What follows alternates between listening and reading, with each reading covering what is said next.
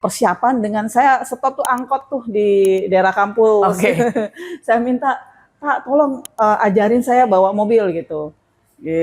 Oke, jadi awalnya ada lowongan pekerjaan dan kriterianya itu harus bisa membawa mobil. Roda 4. Saya nggak suka punya tim yang walaupun prestasi jualannya bagus tapi disiplinnya nggak bagus. Nah itu mengena banget di saya. Dari situ saya sangat menjaga, menurut saya kuncinya kita mau sukses ya berawal dari kesadaran disiplin kita. Setuju. Selama belum 1 tahun saya sudah menjadi koordinator, jadi supervisor, dan bahkan pada akhirnya saya harus menjadi kepala cabang. Wow.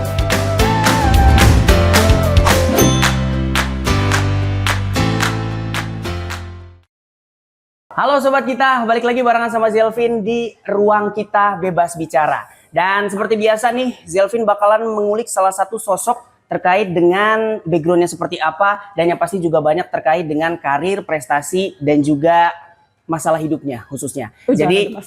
Jadi kita bakalan tanya-tanya dan juga kulik. Khusus di hari ini kita kedatangan ada Ibu Daru Harti SH. Halo. Ibu, apa kabar? Alhamdulillah sehat luar biasa. Luar Mas biasa. Zelvin ya? Ya, betul. Oke, aku makasih. juga sehat. Tadi hari ini sibukkah atau kayaknya agak sedikit hektik nih kelihatannya? Alhamdulillah sangat sibuk. Oke.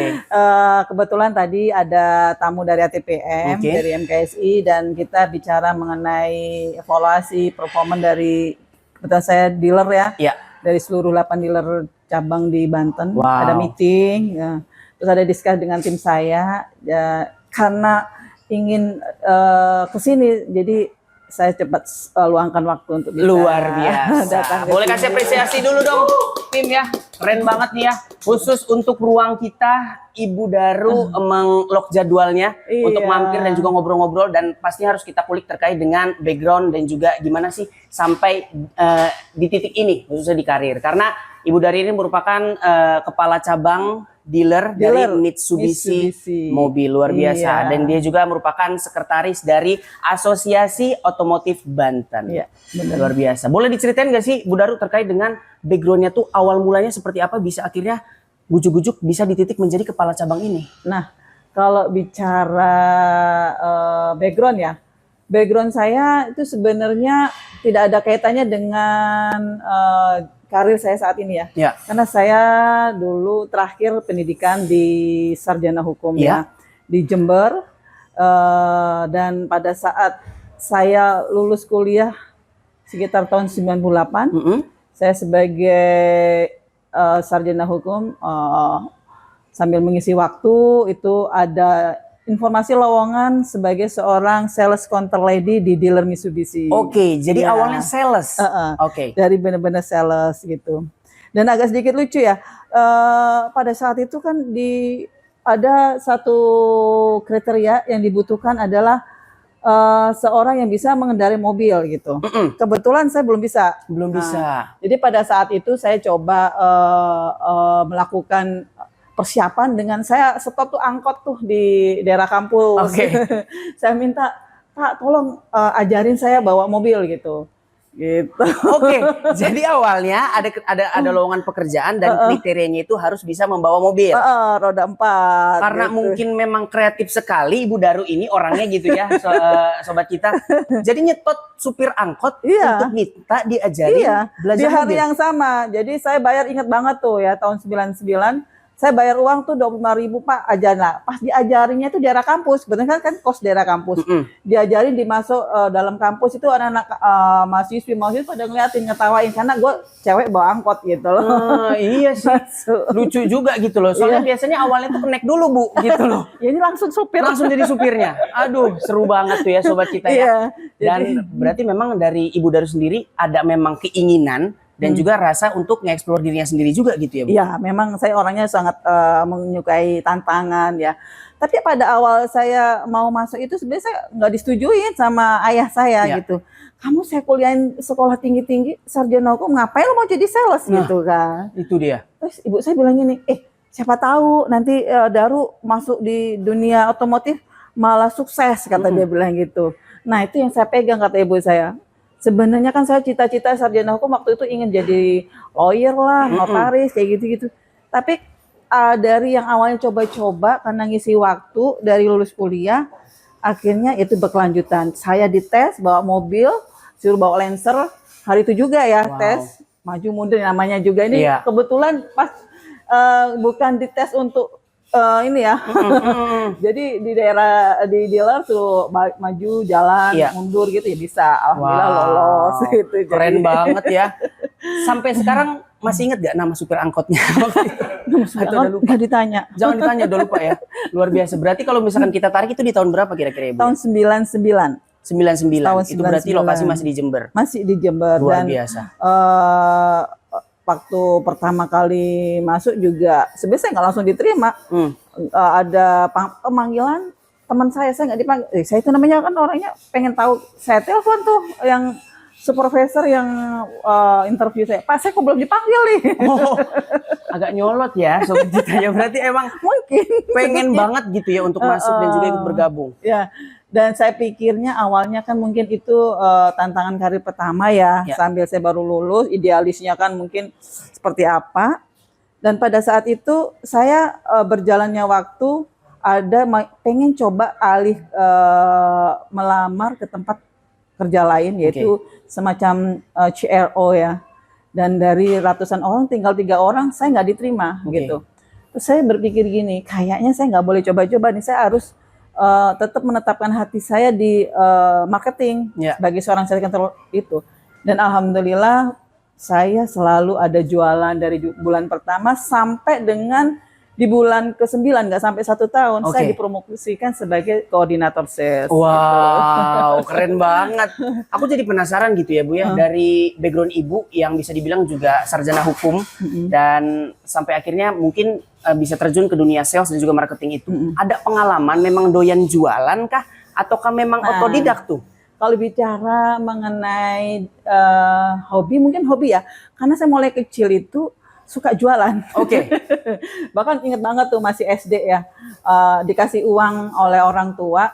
Saya beliin ke pasar, beli biskuit ya.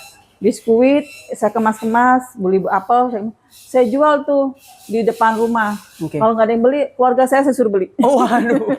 Jadi emang ada passion seperti itu dari muda gitu. Pada saat kuliah, saya juga terbiasa menjual kayak kan dulu saya orang Malang ya. Kan ada kerajinan keramik atau souvenir. Itu saya setiap pulang ke Malang, saya bawa ke Jember, saya titipkan ke toko-toko di koperasi, di supermarket atau di mall gitu. Dan saya sudah mulai mempromosikan souvenir untuk pengantin dan sebagainya. Itu saya bawa sendiri loh, bawa kardus naik kereta api dari Malang ke Jember. Wow, gitu. Sendirian? Sendirian. Ada sih yang jemput pacar saya di. Oh, ada pacarnya yang mungkin sekarang menjadi suaminya kayaknya. Enggak. Oh, bukan. Aduh, cuman membantu aja. Cuman membantu aja berarti ya di masa itu ya. Oke, luar biasa. Dan berarti kita bisa belajar juga sobat kita bahwa mungkin kalau misalkan kita terjun dari background yang awalnya hukum, tidak menutup kemungkinan untuk membuka peluang kita di background-background yang lain gitu ya Bu Daru ya. Kadang memang kan idealis seseorang itu kadang berjalannya waktu akan terjadi pergeseran. Setuju. Ya. Dan saya nggak pernah menargetkan bahwa saya nanti ingin jadi posisi yang sekarang itu nggak pernah terpikirkan. Tapi berjalannya waktu, saya punya prinsip gimana sih caranya saya mengerjakan sesuatu yang memang saya nikmatin, dan itu yang penting saya harus memberikan kontribusi yang terbaik. Dan alhamdulillah selama belum 1 tahun saya sudah menjadi koordinator, jadi supervisor, dan bahkan pada akhirnya saya harus menjadi kepala cabang. Wow, gitu. Pokoknya keren banget ya sobat kita. Dan aku jadi penasaran juga ya, kan bisa dibilang juga dari orang tua khususnya dari ayah juga sempat menolak. Karena kita ngelihat stereotipnya juga bahwa seorang wanita itu kalau misalkan ke dunia otomotif tuh masih dianggap apa ya, bisa dibilang emang ngerti gitu loh maksudnya. Sampai akhirnya Ibu Daru ini bisa melawan arus dan sampai di titik menjadi kepala cabang. Tantangan terberatnya apa sih Bu? Tantangan terberatnya ya mungkin saya harus menemuin customer ya. Dengan customer dengan berbagai background, dengan berbagai karakter, dengan berbagai permintaan. Di situ kadang saya ya namanya sales kan ada tekanan dari customer, dari internal perusahaan sendiri, bagaimana kita bisa memenuhi kebutuhan versi customer dengan versi perusahaan. Ya. Nah, dan mungkin pada saat saya masih sales juga, ya ada sedikit dibuat nangis lah karena customer tuntutnya A, B, C, sedang dari perusahaan nggak bisa kasih. Itu tantangan bagi saya. Yang penting dari customer yang mungkin pertama awal memberikan protes atau marah, dan akhirnya dia akan sangat loyal dengan saya karena saya berusaha untuk tetap bisa memberikan pelayanan yang terbaik buat customer.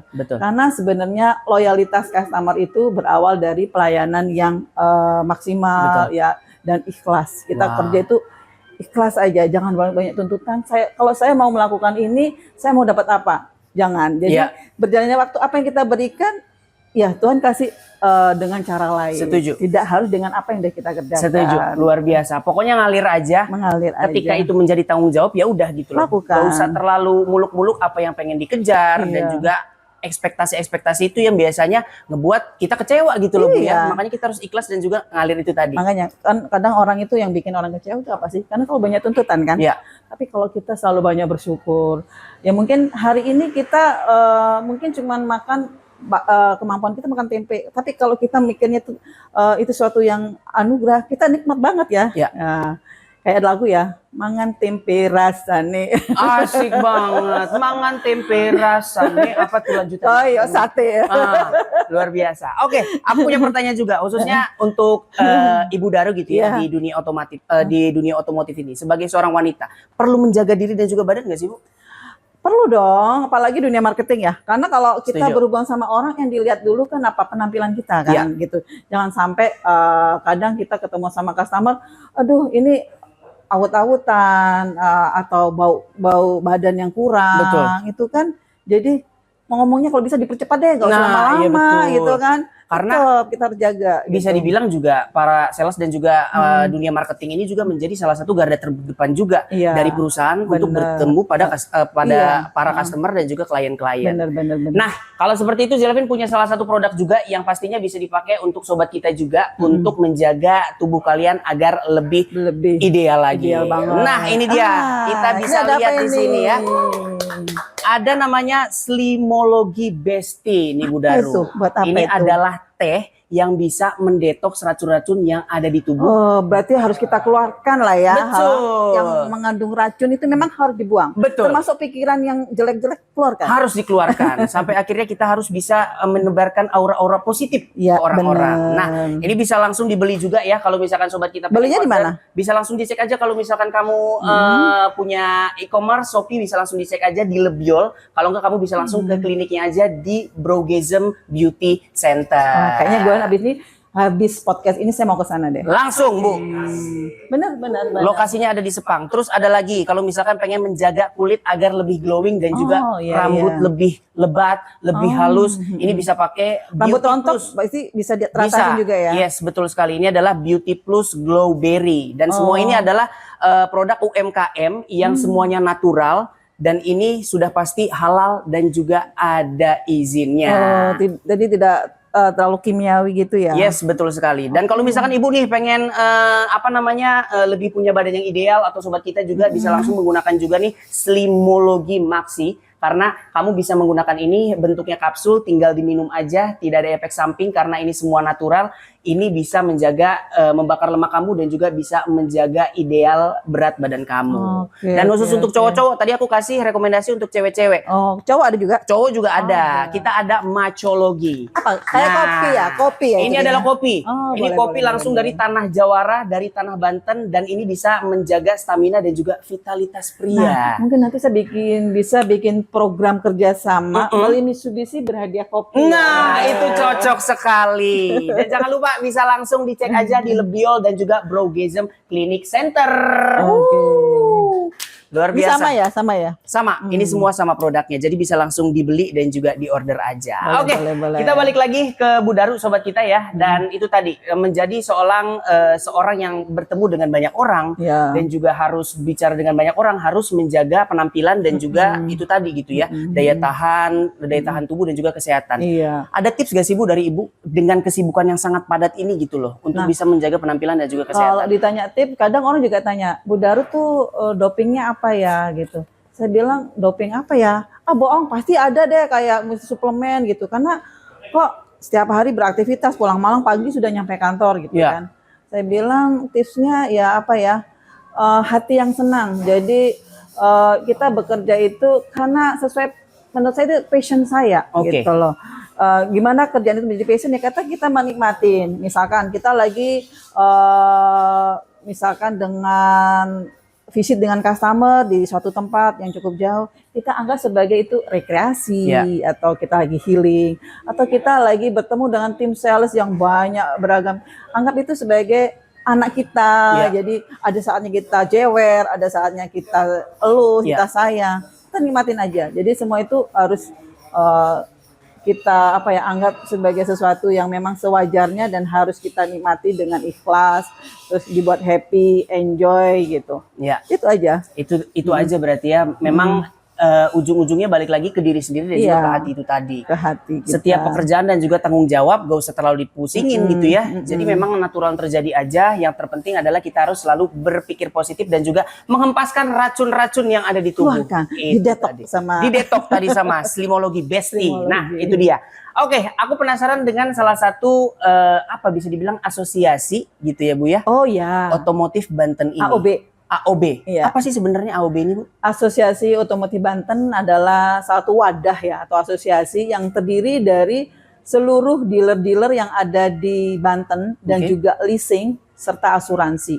Kita memfasilitasin seluruh pengusaha otomotif yang ada berkaitan dengan otomotif dan leasing juga, agar bisa menjadikan satu wadah yang bisa memberikan satu suara, di mana bisa memfasilitasi kepentingan antara dunia otomotif dengan masyarakat, dan juga bisa jadi berkaitan dengan kebijakan pemerintah.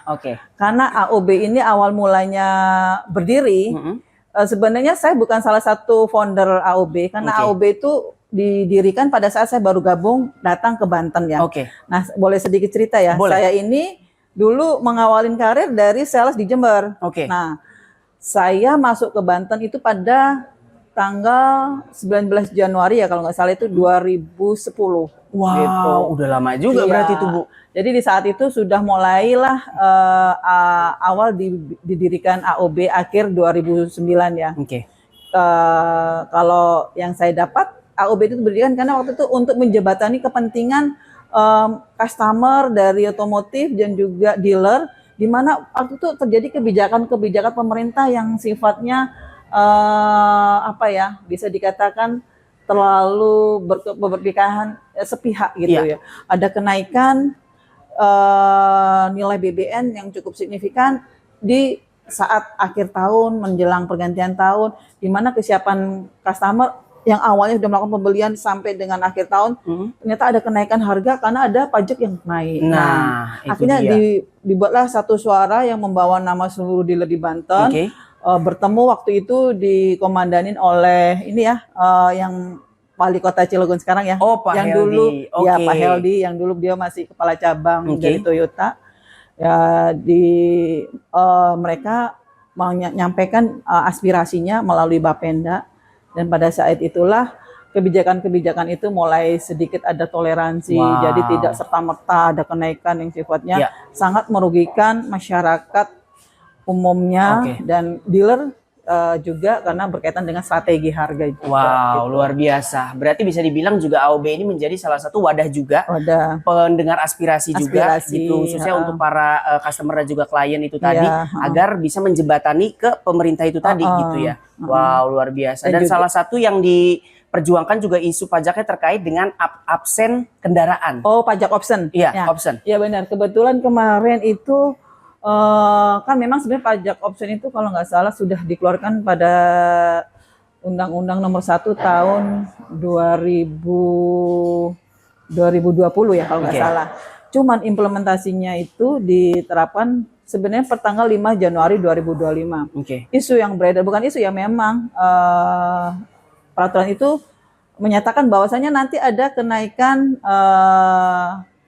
pajak BBN, yaitu dari BBNKB dan NJKB sebesar 66%. Nah, dari situ dihitung-hitung nilai beban customer itu kalau dilihat akan sangat besar karena akan kenaikan pajak. Dan kita coba dan saya juga mencoba mencari informasi terkini terkait strategi itu, komunikasi dengan Bapenda, dan pada saat itu masih ada ketidakpastian.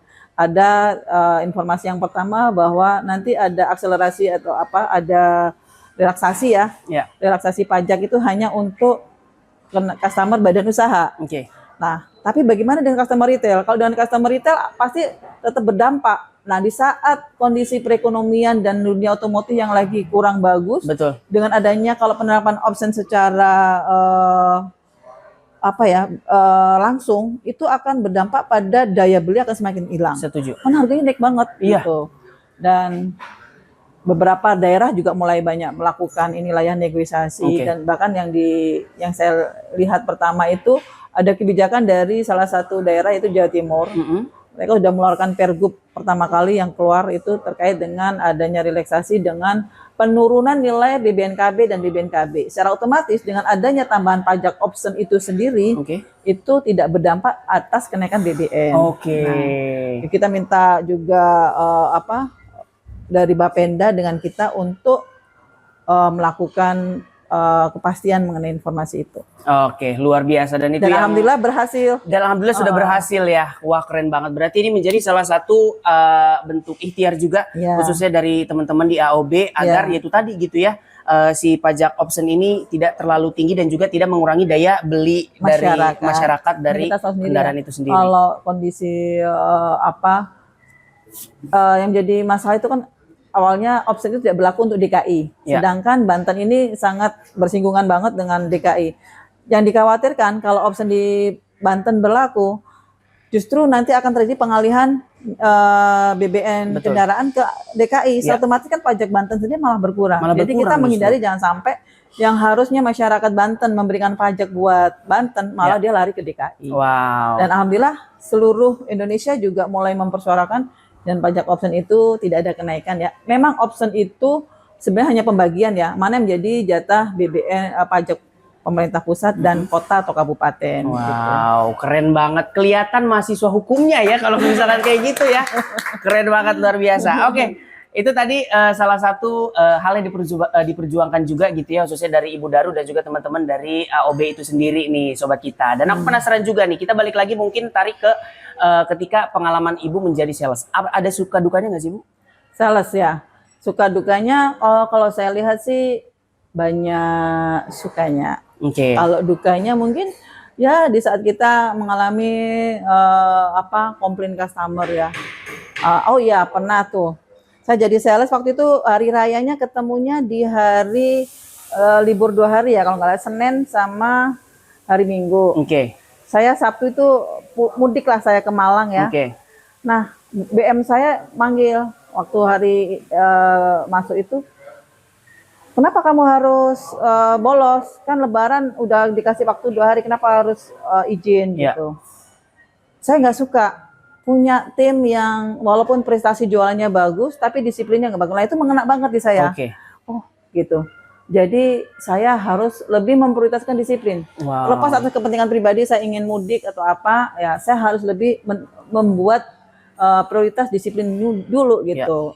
Bagaimana saya mempunyai manajemen waktu yang bagus. Dan alhamdulillah dari situ saya sangat menjaga menurut saya kuncinya kita mau sukses ya berawal dari kesadaran disiplin kita. Setuju. Gitu. Dan itu bisa dibilang juga salah satu hal yang sampai sekarang masih diingat dan juga ditanamkan di diri dari Ibu Dari sendiri. Kalau sukanya banyak banget, karena kadang kita kalau apalagi saya di Jember ya, kalau itu punya customer kan di daerah-daerah gitu ya, sering banget ya. Kalau saya lagi ke daerah Bromo itu di daerah pedesaan, kalau pulang-pulang dibawain kentang, bawain kol, bawain wortel. Jadi emang ada seserahannya gitu ya kalau misalkan lagi main ke rumah customer ya. Kayaknya mereka sebuah kebanggaan ngasih kita oleh-oleh dan kita sangat senang banget. Apalagi zaman sales ya, apalagi anak kos. Iya, benar, sangat dibantu dan juga ya kita juga merasa diapresiasi juga gitu ya. Dia lagi panenin mangga itu dari Situbondo, pulang dibawain mangga, dibawain ikan. Ada tuh di daerah Klaksan, di daerah pesisir Situbondo. Oke. Pulang itu dibawain, kan dia punya tambak udang windu. Dikasih 1 box udang windu, padahal itu mahal banget kan. Wow, seru banget berarti ya. Berarti emang Selalu banyak sukanya. banyak sukanya. Pokoknya jangan khawatir lah, jadi marketing itu pokoknya kerjaan yang sangat menyenangkan. Oh, luar biasa. Keren banget ya. Dan aku juga pengen tahu terkait dengan siapa sih yang paling menginspirasi Ibu Daru khususnya dalam karirnya di dunia otomotif ini. Paling menginspirasi. Kalau dari sisi karir sih mungkin saya bicara masalah semangat ya. Sebagai inspirasi saya yaitu saya waktu masih SD saya mengidolakan Corazon Aquino. Oke. Ya, itu. Jadi dia seorang wanita yang sangat memiliki idealis dan nilai perjuangan. Pada saat itu dia memperjuangkan suaminya ya, Aquino. Jadi itu yang membuat saya ingin jadi wanita yang tangguh juga, menjadi wanita yang hebat dan kuat gitu. Dan juga ayah saya adalah seorang TNI Angkatan Darat.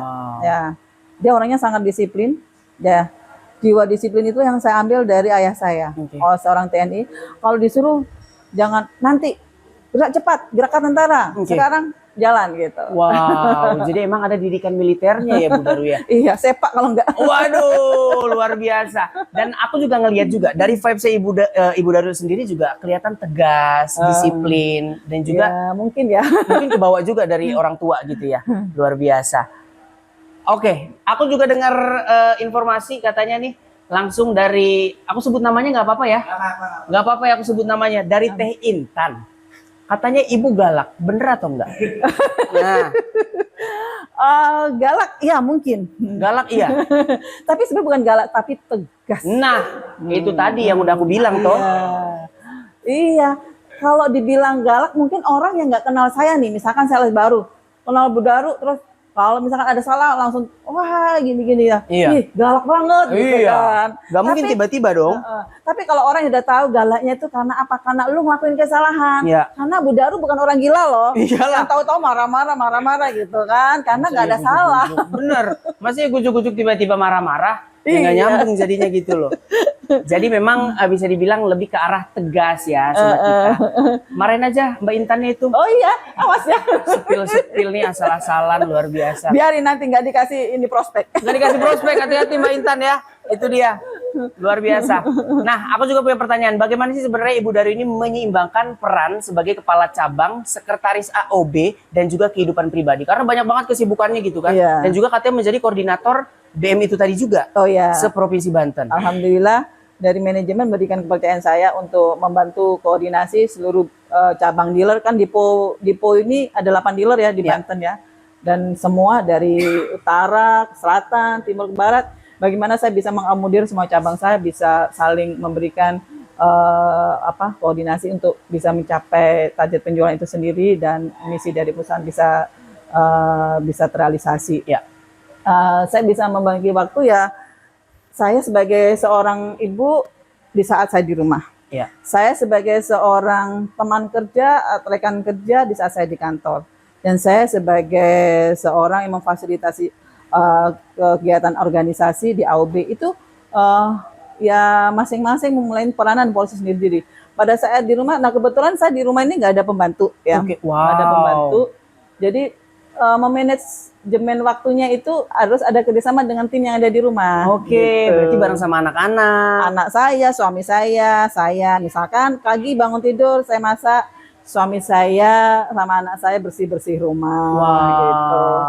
Dan kita nikmatinya nggak merasa kayak yang capek atau gimana? Beban gitu ya? Enggak, enak aja. Enak aja. Kalau lagi pengen makan yang pengen lagi agak santai, makan santai aja lah. Yang penting makan. Ya, ya mungkin kadang-kadang order dari ojek online juga kalau lagi enggak pernah. Saya nggak pernah. Wow. Ojek online nggak suka. Saya tuh masaknya yang penting harus ada sayur. Misalkan cuma sayur bayam, sayur sop atau tumis kacang.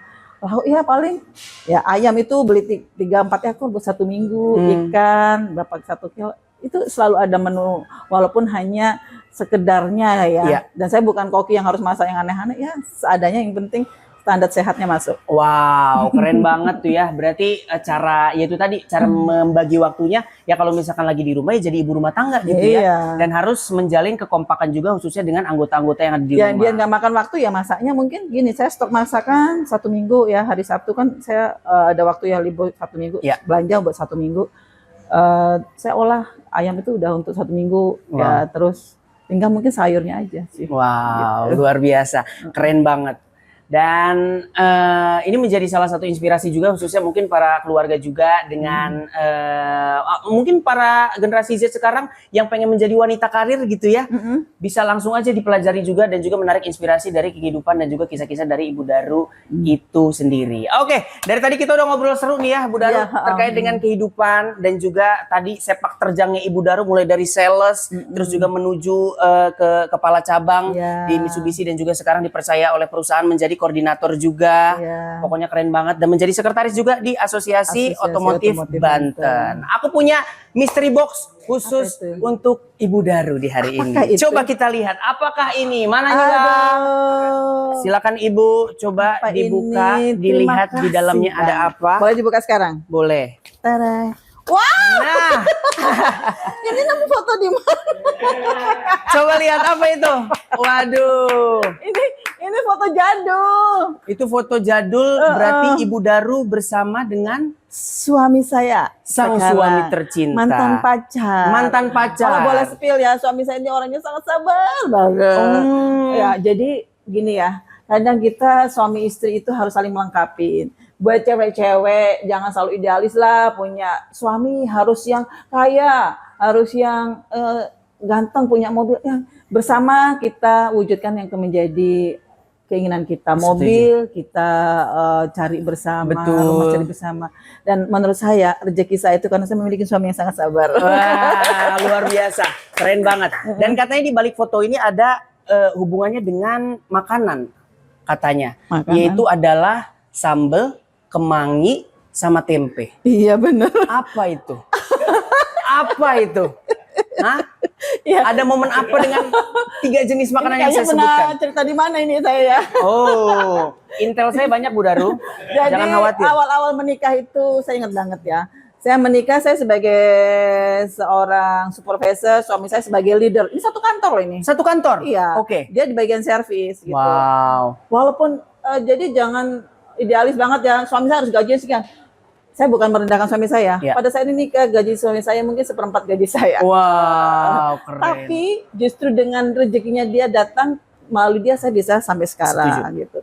Jadi masih sangat masa-masa prihatin ya, nikah dengan rumah kontrak 1 tahun cuma 750.000, rumah yang cukup sederhana, atasnya asbes panas, makan setiap hari saya cuma modal makan tempe tempe Jawa ya. Kalau pulang kantor saya masih inget banget ke pasar ya, kan karena rumah saya ngeliatin pasar sore beli tempe, inget banget 2.000 sama beli kemangi 500 ya. Pagi malam digoreng tempe pakai tempe penyet gitu. Sisanya dibuat pagi sarapan tempe lagi. Tapi mungkin karena kebersamaan rasanya jadi luar biasa nikmat. Kayak makan ayam goreng Iya, buah luar biasa. Tapi ya tetap ada masa-masa malam minggunya baru makan enak, ya makan ke restoran. Dan kita uangnya ini kita tabung bersama, gaji kita. Oh ya, saya nabung itu masa pacaran loh. Masa pacaran udah nabung? Jadi gaji saya sama gaji dia dimasukkan ke satu rekening, jadi modal untuk nikah. Wah, keren banget. Kenal di mana sih Bu sama Pak Su, bapak suami? Ya biasa cinlok. Oh cinlok, gara-gara satu lokasi tempat kerjaan akhirnya cinlok. Jadi saya di front, di servis, di sales, dia di servis. Pada saat saya sholat, kalau pulang malam sholat di musola kantor, dia selalu ikutin.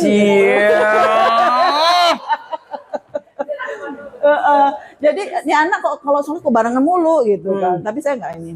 Terus kalau saya naik angkot pulang, dia barengin naik angkot gitu. Sampai karena dia pengen ngapelin saya, dia kredit motor Yamaha Vega. Oke. Kasian banget ya.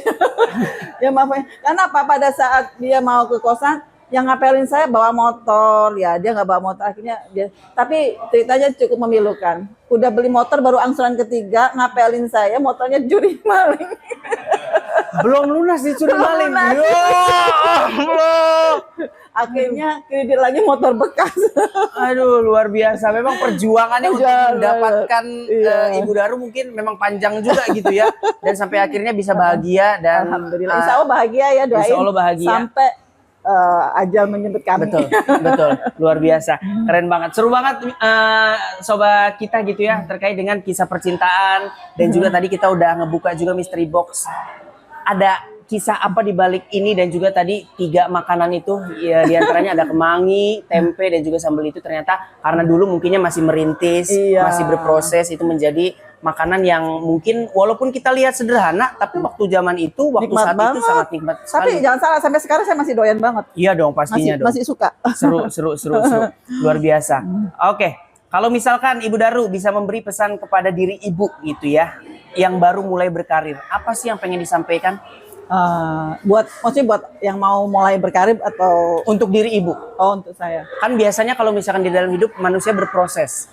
Nah, ketika dan itu ada perbedaan antara Ibu Daru yang ketika masih muda dan juga Ibu Daru yang sekarang. Nah, ada yang pengen disampaikan nggak waktu itu di awal berkarirnya? Di awal Jangan begini, jangan begitu, atau mungkin pesan apa? Jangan terlalu apa ya bisa dibilang juga ambisi atau seperti apa? Ada yang pengen disampaikan nggak?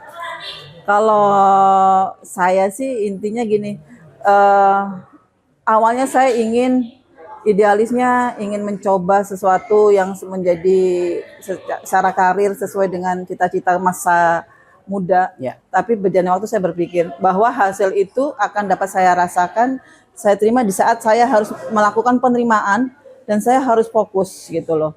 Di saat saya fokus, hal yang tersulit pun itu akan bisa terselesaikan dan di mana kita harus bisa memiliki komitmen untuk tetap konsisten melakukan apa yang menjadi target kita. Insya Allah itu semua akan bisa mudah untuk bisa kita raih gitu dan tetap selalu bersyukur. Nah, itu dia yang terpenting, harus tetap bersyukur. Iya. Berarti itu yang pengen disampaikan ke Ibu Daru gitu ya, ketika ingin memulai karir. Kalau misalkan untuk para penonton nih, apa yang pengen disampaikan? Mungkin banyak banget juga generasi Z sekarang, anak-anak dan juga para wanita-wanita karir yang pengen ikut terjun ke dunia otomotif. Ada yang pengen disampaikan nggak, Ibu?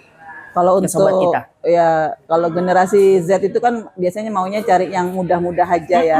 Kalau nggak sesuai passion nggak mau katanya gitu. Ya nggak mau yang kalau ini bukan sesuatu yang menjadi keinginan atau passion dia kayak enggak. Buat generasi muda dalam bekerja coba melakukan tantangan itu untuk menjadikan sebuah target untuk bisa diraih. Jadi harus jangan takut untuk mencoba sesuatu yang mungkin yang nggak pernah kita anggap sebagai cita-cita atau target keinginan saya. Karena dulu saya juga tidak pernah terbesit pun menjadi seorang sales dan tidak terbesit pun ingin menjadi seorang kepala cabang. Setuju. Dan itu mengalir dengan waktu, berproses dengan waktu karena saya melakukannya dengan cukup konsisten, dengan penuh semangat, disiplin dan selalu mengedepankan tanggung jawab gitu. Wow, luar biasa. Boleh kasih tepuk tangan dong untuk Ibu Daru. Keren sekali. Dan udah banyak banget pembahasan yang kita bahas terkait dengan background dan juga sepak terjang Ibu Daru mulai dari awal karirnya sampai akhirnya berada di titik ini. Dan semoga saja menjadi inspirasi khususnya untuk sobat kita juga. Dan sekali lagi terima kasih untuk para sobat kita yang udah nonton dan jangan lupa untuk selalu like, comment, and share konten dari Ruang Kita. Sekali lagi terima kasih Ibu Daru atas kunjungannya. Sehat selalu, sukses selalu. Siap. Happy selalu. Amin ya robbal alamin. Dan saya thank you juga untuk Horizon yang telah memberikan venue dan juga makanan yang enak. Dan jangan lupa juga untuk order Slimologi di Lebiol dan juga Brogasm Clinic. Oke, kalau seperti itu saya Zelvin pamit. Sampai ketemu di lain kesempatan. Bye-bye.